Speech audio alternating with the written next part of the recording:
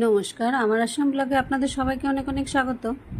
আজকে সকালবেলা, আজকে মঙ্গলবার সকালবেলা উঠেই চলে আসলাম আগে জলখাবার বানানোর দিকে। মোটামুটি উঠেছি অনেকক্ষণই হয়। সকালবেলা উঠে বাসি কাজকর্ম ছাড়া হয়ে গেছে, বাইরে টাইরে ঝাড়ু টাড়ু দিয়ে সমস্ত সেরে চলে রান্না আসলে। রাত্রেবেলা ভিজিয়ে রেখেছিলাম মিক্সড ডাল। জানেনই তো আপনারা, মাঝে মধ্যে আমি ডালটা বানাই রুটির সাথে। এর মধ্যে রাজমা, ছোলার ডাল, কলাইয়ের ডাল, মুসুর ডাল, সব গোটা গোটা ডাল মিশানো থাকে। তাই এটাকে পেঁয়াজ কুচি, রসুন কুচি, আদা গ্রেট করে দিয়ে একটু ভেজে নিয়ে তারপরে ডালটা দিয়ে দিলাম, লঙ্কা ছাড়া উঠিয়ে নিয়ে তারপর আমাদের একটু লঙ্কার গুঁড়ো আর কাঁচা লঙ্কা কুচি মিশিয়ে একটু মিষ্টি দিয়ে এটাকে আবার মিশিয়ে দিলাম। কেন রুটির তরকারি একদম ঝালও ভালো লাগে না, একদম নোনতা ভালো। একটু মিষ্টি করলে এটা মানে একটু মিষ্টি মিষ্টি ঝাল ঝাল হয়, তখন খেয়ে রুটি পরোটার তরকারি ভালো লাগে। আর আমি তো রুটির সাথে একদম ঝাল তরকারি খেতে পছন্দই করি না, ভালোও লাগে না।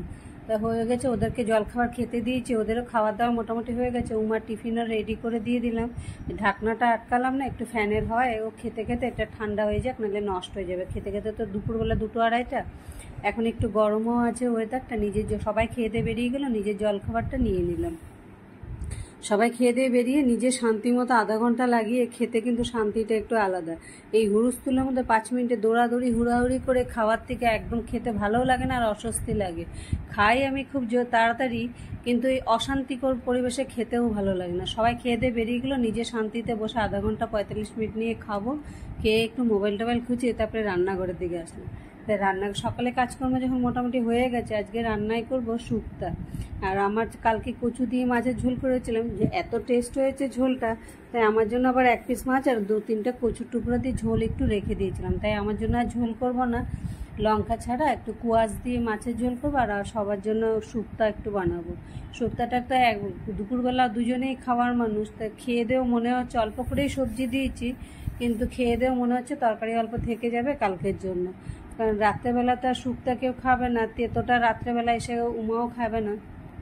তাই দুপুরবেলা আমরা দুজনে খেয়ে হয়তো তরকারি অল্প থেকে যাবে। ভাতটাও মোটামুটি হয়ে এসছে, আর তরকারিটা এখানে লাস্টে বড়ি দিয়ে নামিয়ে ফেললাম। এই নামানোর সময় একটু জায়গাটা ঠিক করে কোথায় উল্টে পড়লে তো আমারই কাজ বেরোবে, একটু আস্তে ধীরে এই জন্য ঢেলে নিয়ে করে রান্নার তো মোটামুটি শেষ হয়ে গেল। সকালের মিক্সড ডাল একটু রয়েছে, সেই ডালটা দিয়ে খাওয়ার জন্য 3-4 পিস ওই জন্য কুমড়ো ভেজে নিলাম। আর এদিকে শুক্তা তো আছে, কালকে মাছের ঝোল আছে, আর এদিকে কুমড়ো ভাজা দিয়ে দুপুরবেলা ওই সকালের মিক্সড রুটির ডালটা ওইটা অল্প একটু রয়েছে, ওটা দিয়ে হয়ে যাবে। তাই দুপুরবেলা সমস্ত যোগাযন্ত্র করে নিয়ে আমার হয়ে গেল। এবার স্নান পূজা টুজা করে এসে খেতেও বসে গেলাম। যারা ব্লগটা দেখছো, ভালো লাগলে লাইক সাবস্ক্রাইব করে নিও। ব্লগটা কেমন লাগলো কমেন্টে অবশ্যই জানিও।